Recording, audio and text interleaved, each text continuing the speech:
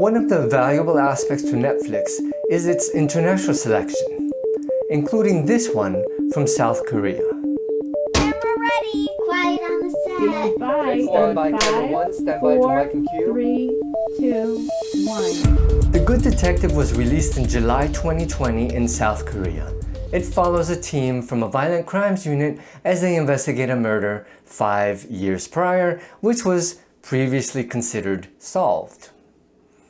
Kang Do-chang leads the team with the newly hired detective Oh Ji-yuk, whose brilliant observations and hunches help lead to startling twists and turns.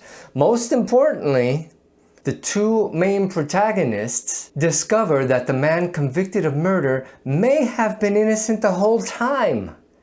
This gut feeling makes Kang Do-chang feel remorse, since he's the one who originally arrested the man. But he's also angry as he realizes that he's been manipulated by his superiors. I'd be very angry too. Or as Netflix puts it, and much more simply, when doubts rise about a 5-year-old murder conviction, a veteran detective partners with a young hotshot to hunt down the case's hidden truths. That about sums it up.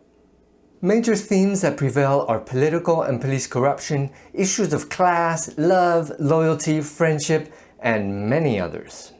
What results for the audience is a very interesting, mysterious, action-packed, and sometimes comedic storyline that gets ever more complex.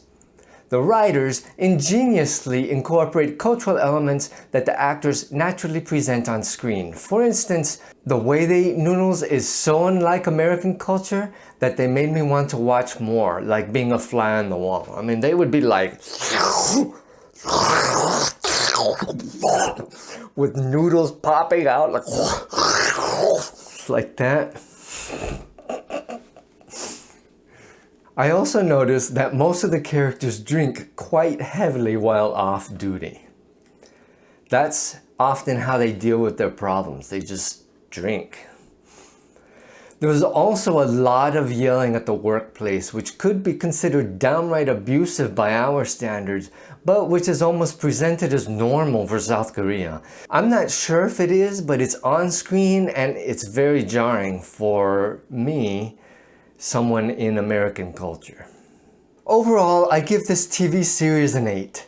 The story is sometimes slow and could have been done in fewer episodes. The series actually had 16 episodes, but most of the time it's entertaining. It's very interesting to watch how a detective show is written outside of the United States. But it apparently took a few episodes, even in South Korea, to get popular. Let me take you to a screenshot on my computer so we can see the graphs and charts on Wikipedia. So this is the Wikipedia page for the Good Detective TV series. If you scroll all the way down, you'll see some ratings charts. So if we look at the trend, you'll see that episode 1 starts at only 3.8% nationwide. By episode 16, it's almost 7.5%. So we see that even in South Korea, it took a while for the show to take off. It took 1, 2, up to 5, 6, around 7 episodes to get 1 million people watching this show. But starting at episode 7, it consistently got more than 1 million per episode. I guess the takeaway here is that as you watch this series, try to stick with it. Episodes 1 and 2 take a while to kind of get into the storyline. You don't really learn a ton about the plot until you get to episodes 4 and 5. That's when it really starts getting good.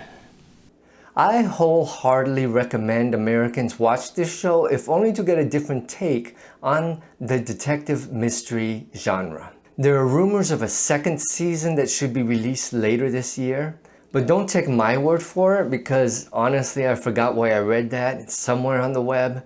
So look it up on Google and you'll see what I mean. As always, subscribe, hit the thumbs up, and tell me what you thought about this review in the comments below. And I'll see you in Ramon! First Take Movie Reviews. Goodbye.